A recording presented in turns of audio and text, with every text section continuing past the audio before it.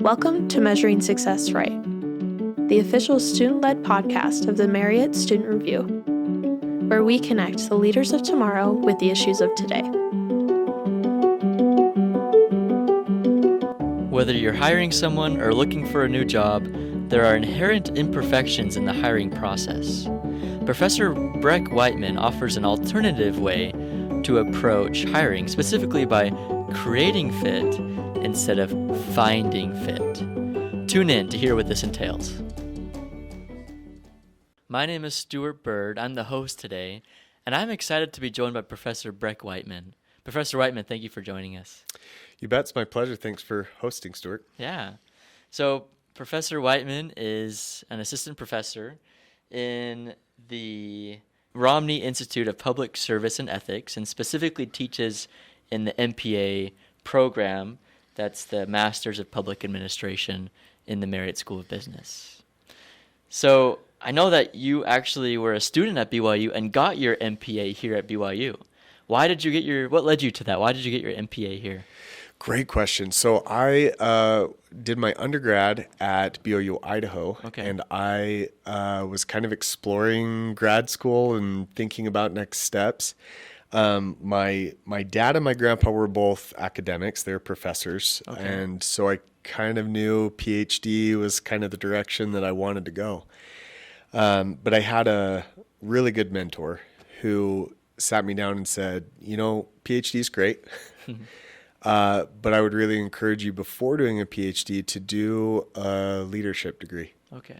That would give you kind of the more concrete skills and contextual awareness that you'd need to lead, to be a leader. And that really resonated with me and kind of the career path that I wanted to go. And this mentor really pointed me towards the Marriott School and said, look at the Marriott School because they have a fantastic track record, and we do, of putting students in top PhD programs out of their master's programs. And so he said specifically the MBA and the MPA both have pre-PhD emphases. So that's what kind of drew me to the Marriott School and starting to look at it. And as I looked at the MPA program specifically, that just resonated with me. The type of problems that I think about and the way that I see the world really seemed to fit and align with the MPA program. And so it actually was the only grad school that I applied to. I kind of put all the eggs in that basket, which I don't advise students to, but it worked out wonderfully for me, and I fell in love and found a home in the MPA program, and obviously I'm back. Now you're teaching here. That's awesome. I had forgotten that you had gone on to get your PhD. Is that pretty common for MPA students? I wouldn't say common. I wouldn't say uncommon. We do have a handful of students that are interested in going on to PhD, and so we have a strong PhD emphasis. So any students that are interested in that, our pre-PhD class is really successful in helping them explore and navigate kind of that hidden curriculum and trying to get into top PhD programs. But I would say most students are wanting to go into professional government or nonprofit work. Interesting. So what was your PhD? So my PhD is in public affairs. Okay. So when I was in the MPA program, I knew I wanted to do a PhD, but I was kind of unsure of in what. Yeah, I was a humanities undergrad, so I studied everything, philosophy and economics and political science and everything. And during my MPA, I fell in love with public management. And public management research is kind of at the nexus of management and organizational behavior and political science and law and government. And so it's kind of the blending of those two worlds where we're looking at management and leadership behavior, but in the public sphere, in public and nonprofit government organizations. And so that's what I fell in love with and decided that's what I wanted to research. That's what I wanted to teach. I wanted to teach in an MPA program. I wanted to do this kind of research. And so I did a PhD at Indiana University at the O'Neill School of Public and Environmental Affairs. So that's my background. Cool. Before we move on from this topic of the MPA, for our listeners, what's the biggest difference between MPA and MBA? They sound so similar. They do. Only one letter off. Don't say it too fast or you might miss it. Right. So in contrast to an MBA, which looks at business administration, we look at public serving organizations. So think government, nonprofit, educational institutions, social impact, all of those that are public serving and mission driven organizations is where we focus on. So a lot of the content is similar in terms of leadership and management and accounting and organizational behavior and economic principles and all of these kinds of things that the MBA program also focuses on.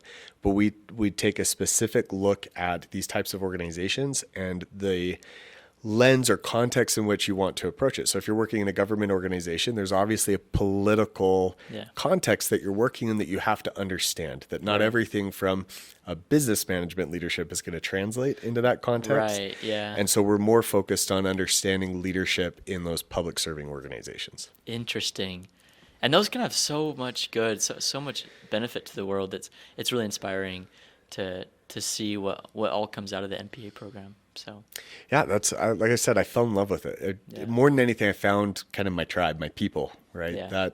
That resonated with me. These are other people that were wanting to solve big scale world wicked problems that require some pretty complicated solutions. And I felt like the MPA program really tooled me well to be able to approach those problems. That's so interesting. Okay, thank you for kind of explaining more about the MPA program. You're an expert in it, as you both were a student there, and now you teach there. You probably know better than most people, really, what it entails and what it can offer. So, in addition to teaching, you're also a researcher. You do research, and I know that kind of the title or the theme of your research is creating fit at work. So, what do you mean by fit? What does that mean? Great question, because when we look at leadership or organizations, there's a lot of terms that define success or satisfaction with work. And so the difficulty with this is that over time, a lot of those phrases that we use are one-sided. So if you think of job satisfaction, well, who's satisfied? It's the employee, right? We're just looking at the employee and whether they're satisfied with their job. Or we look at performance. Really, the organization is concerned about performance and making sure that the employer. Fit entered the scene wanting to understand how both of these sides come together and feel mutually like this is a working arrangement. And so over 100 years of research has started to look at this fit between the person and the working environment they find themselves in. And how do we bring them together in a way that's mutually beneficial, where both the employer and the employee are looking at this and saying, yeah, this is working well. And it's bringing satisfaction on the side of the individual, and it's bringing a lot of performance and good things on the other side for the employer. So that's, I think at the simplest level, fit is when both sides feel like this is a good working arrangement. Interesting.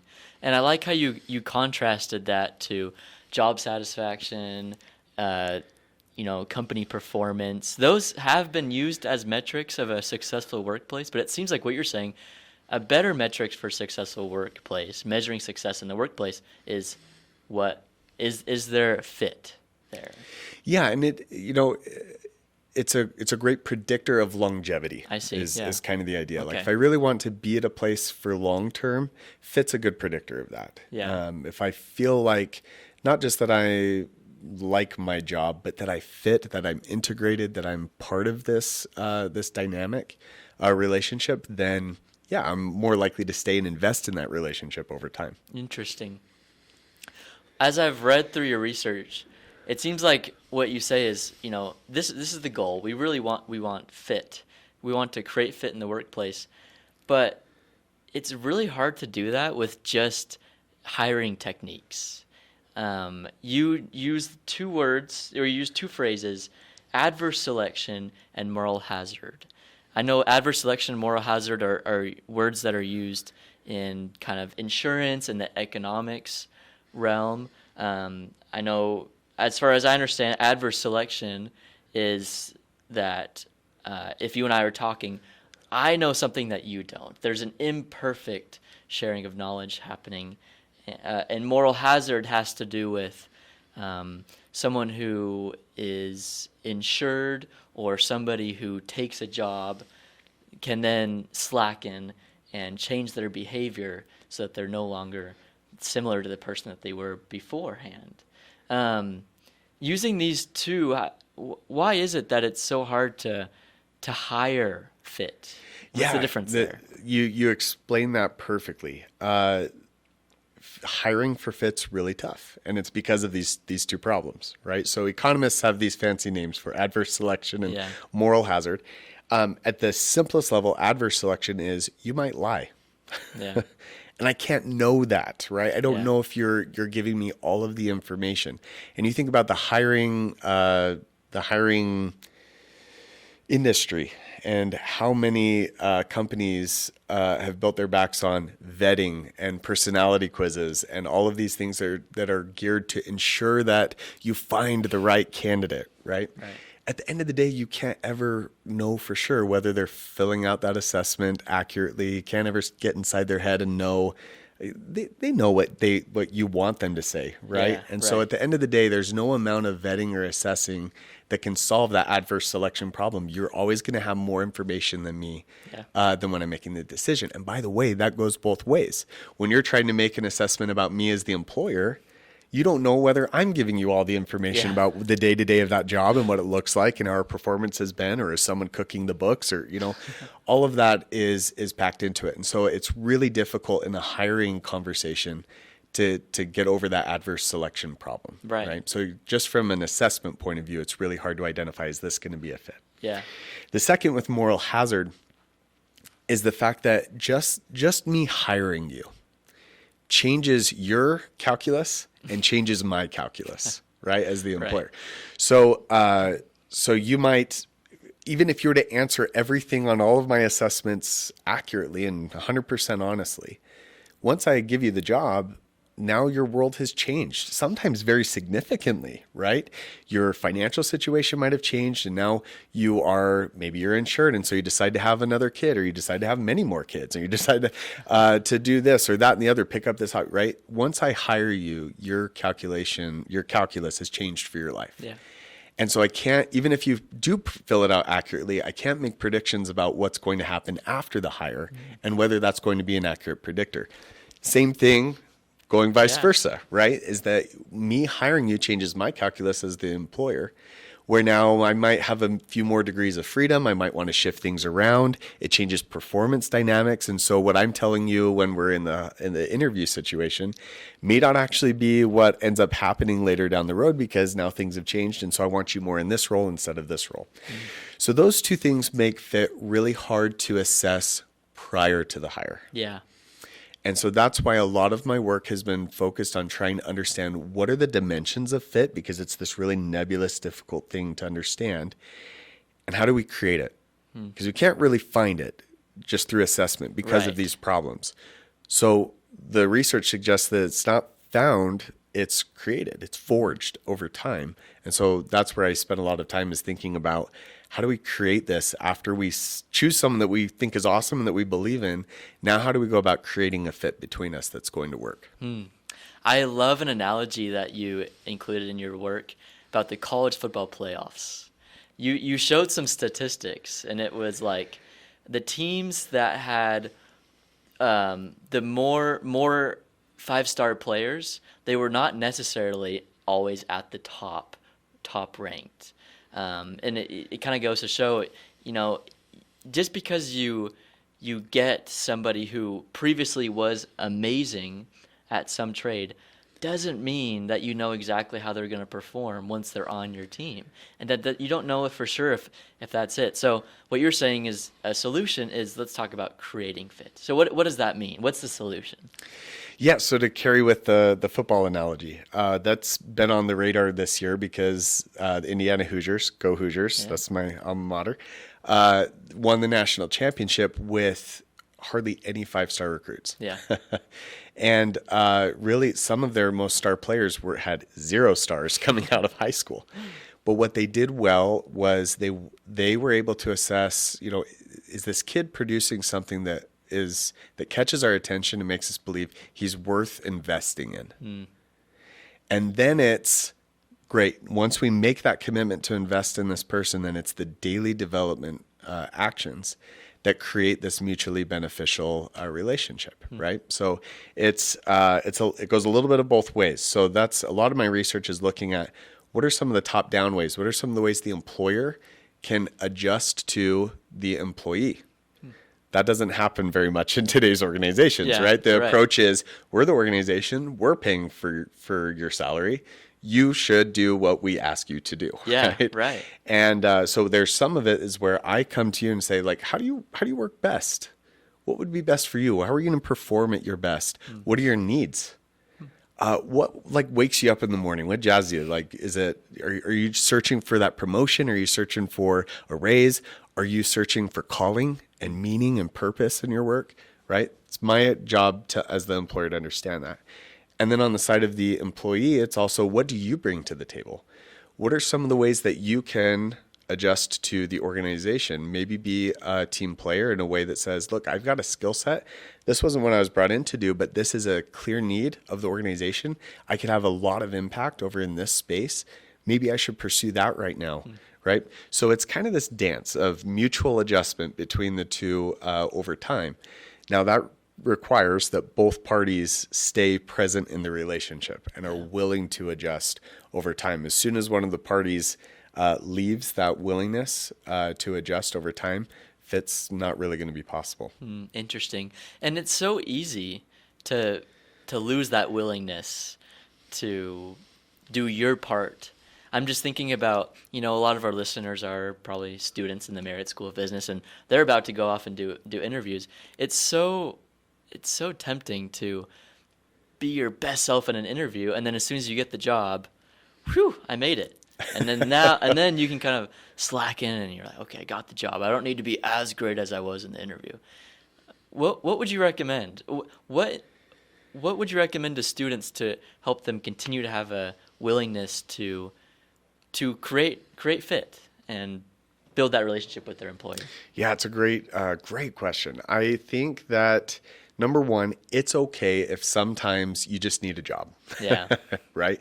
So I know that I spend a lot of time thinking about fit, and I do think that that's ultimately the ideal. We all have kind of a human need to want to fit in. That applies to work as well, but there are many situations in which you just need that first job, and you just need some experience, or you just need a paycheck that's going to fund your life and make your family comfortable, right? That's 100% okay. But as you grow in your career, fit becomes a little bit more of a higher priority. You have a little bit more leeway to say, I don't need a job right now. I want a job where I feel like I'm fitting. And in that case, it takes a little bit of a different approach in the job search, and it takes a little bit of a different approach after you get hired.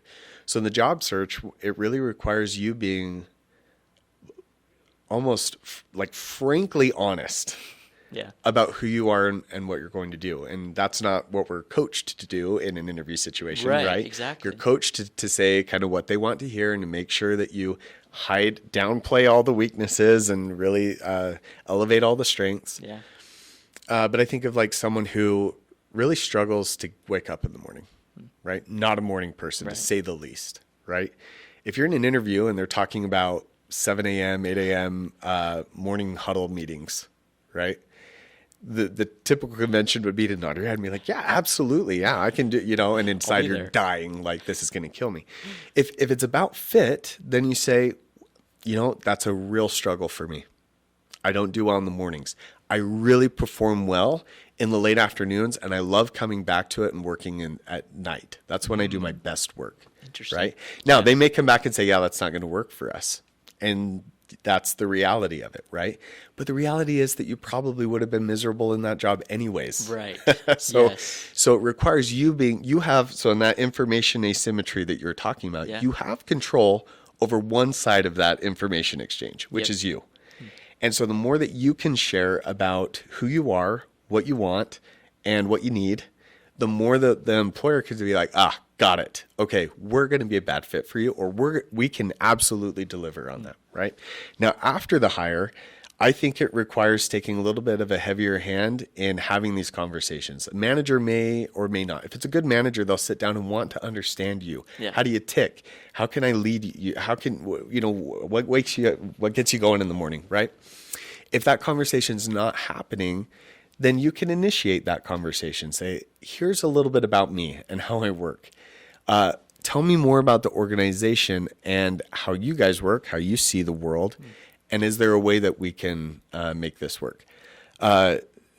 Some listeners may know the term DTR, right? In the dating sphere of define the relationship. Yep. But in those early stages of a job, you really do need to be having those DTRs early on to say, what does this look like? Am I doing well? Is this working for you? Right? Hopefully the manager's the one that's going to be introducing those conversations, but if not, have them lead out in that. No, that's amazing. I love that. It seems like at the beginning in the hiring phase, as an applicant or someone who's being interviewed, it seems like what we can do is just do our very best to help them see who we are, as well as who we want to become and what we want to offer the job. And then once we're there, really having clear communication. The word that's coming to my mind is integrity. One of the values of the Marriott School of Business is integrity in action. I think, just like you said, part of having integrity is being honest in interviews. And then once you're in a job, staying true to who you said you would be in the interview. I don't know. What are your thoughts about why integrity is one of the values and how it's involved here? Yeah. One of my favorite things about the vision, mission, values statement for the Marriott School, and especially as it relates to integrity, is that it says that integrity focuses our ambitions on things of eternal consequence. What a powerful statement, right? Now, in the Romney Institute of Public Service and Ethics, we talk a lot about ethics, right? Ethical decision making and ethics and compliance and all these kinds of things, right? But at the heart of integrity is the idea that I am more than just compliance. I'm an eternal being. And what I'm after here is trying to understand who I am, not just in the workplace, not in the industry, not any of those things, who I am to God and who I am in the cosmos. Yeah. And so for me, the highest form of integrity is trying to understand personally that about myself. Who am I? And being comfortable in that space with who I am, and then seeking to create mutually beneficial decisions with other people, right? So I think integrity is at the heart of all of this process. It's at the heart of building who we are, knowing who we are, and then seeking out institutions and work and all of those kinds of things that lead to who we know we are called to be. And I think that's where it becomes difficult. If you don't know who you are, if you don't know where you want to be, then of course you're going to feel like you're floundering and to try and find like which job or which fit or how does this all come together. I don't think there's any coincidence that our prophets have focused on identity, right? Of who we are as a child of God, as a disciple of Christ, as a child of the covenant, right? If I can understand that identity, then slowly I start to see everything through the lens of here's who I am to God. Does this fit? Speaking of fit, right? Yeah. Does this fit my identity as a child of God? And I think that identity becomes more and more specific. So it's not broad, like I'm a child of God. That applies to all of us. But who is Stuart? Who is Breck to God? And when we have that relationship with Heavenly Father, then all of the bits and pieces of that start to fall into place. You say, yeah, this aligns. Or nope, that's not me. That's not who I am. It's not what I'm called to do. Interesting. I can totally see how if I know who I am and if I know who God wants me and knows me to be, then I will be led in my actions and in my relationships to have integrity, to say what I say I will say, and do what I say I will do, and how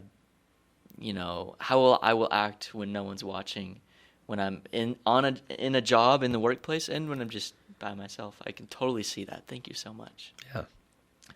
I just want to finish this amazing discussion with the title of our podcast, Measuring Success Right. You've taught us how can you measure a successful fit in a workplace. What does that look like? Is it job satisfaction? Is it is it company performance? You've taught us that it's more of how are the employer and the employee working together to create the best outcome, and how are they building a relationship to make the most impact. Is that right? Correct. That's very beautifully put. Okay. I'll have you write that down for me. Well, it's well said. Your research is really amazing, and I'm really grateful to learn from you. How do you measure the success of your life? You are involved with many different things, researching, teaching, and other aspects of your life. Do you have any advice for students who are, they have so much going on in their life, they have grades and they have internships to find? How would you recommend, what are healthy ways of measuring success in our day-to-day lives? I would suggest two things. So the first comes from a book I would highly recommend called The Gap and the Gain. It's by Dan Sullivan and Benjamin Hardy. Okay. They provide a different framework for success that I think has really helped me. Specifically, one of the principles in the book is always measure backwards. So one of the ways of thinking about success is that you're measuring against some ideal, right? The problem with that is that the ideal tends to, as soon as you make progress towards the ideal, what happens to the ideal? Keeps going It up. moves with you, yeah. So it's changing the goalpost on you. It's like trying to ride your bike to the horizon. As soon as you keep going to that horizon, you look up and that horizon's moved with you, right? And so they make the point to always measure backwards when it comes to success. So never looking forwards against some ideal that's always going to be changing and always moving, but always look backwards. Where have you come from? Where did you start? So especially thinking of being a student, where were you at when you started the program? Where were you at when you started this whole endeavor, when you got home from a mission, or when you're doing all of these things? And what do you know now that you didn't know before, right? It's so much easier to see. That becomes more magnified when we're measuring backwards. So it's focusing on the gain, right? How much has been gained rather than the gap. That's, I think, been really impactful for me in trying to measure my success. Anytime I'm feeling down about myself, I can usually come back to, well, am I thinking in terms of the gap or am I thinking in terms of the gain? And anytime I focus on the gain, I feel much better about the success and have a better, not just that I feel better about it, I have a better accurate representation of the success that I have had. I think the other way that I would measure success is, for me, it's being able to sit at peace with the peace of knowing that the life I'm living is in alignment with God's will. And there have been some moments in my life where that assurance has come and I've felt God's love for me and his stamp of approval, like, hey, you're crushing it and you're right in alignment with what I want you to do. There have been other moments in my life where I've been desperately seeking for that assurance and it hasn't come, and those are the moments where it's a lot harder to feel like, oh, is what I'm doing right? I want to do what God wants me to do. I'm just not sure whether I've found it yet, right? But I think there's wisdom in loving Heavenly Father, letting us struggle through that a little bit. Yeah. And it's in that struggle that we often find new interests or new opportunities that we wouldn't have considered before if we wouldn't have had to struggle through that process. And then I find that the Lord kind of waits and waits until we make that progress, and then it always comes back around with, yes, like, you're doing great, right? So it's not going to be, in my experience, my relationship with Heavenly Father, it's not been a constant flow of reassurance, like, yep, every morning, you're doing great, or nope, today was bad. It's just been more of a do the best I know how to do and trust that when the Lord's ready to give his stamp of approval and let me know, like, hey, you're on the right path, that'll come.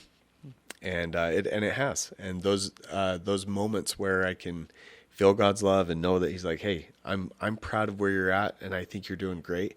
Those moments are incredibly powerful to sustain me moving forward. Thank you. Thank you for that. I've really enjoyed learning from you today. And I am excited to keep learning more, and I'm going to keep learning from your research, and I'll plan to keep updated with what you're releasing. And I also invite our listeners too. I have followed your research on a LinkedIn newsletter. Is that a good place? Sure. To Yeah, find that's it? a great place. Okay. Really accessible for it. And yeah, I appreciate this. This has been a great format to be able to talk about some of this stuff. And thank you for the questions. It's been a wonderful time. Yeah. Yep. Thank you for teaching me. And to our listeners, thank you for joining us for another episode of the Measuring Success Right podcast.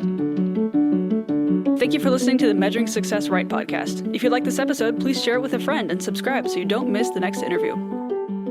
The Measuring Success Right podcast is a production of the Marriott Student Review. This episode was produced by Stuart Bird, Allison Pope, Greta Ackerman, Ellie Lewis, and James Call.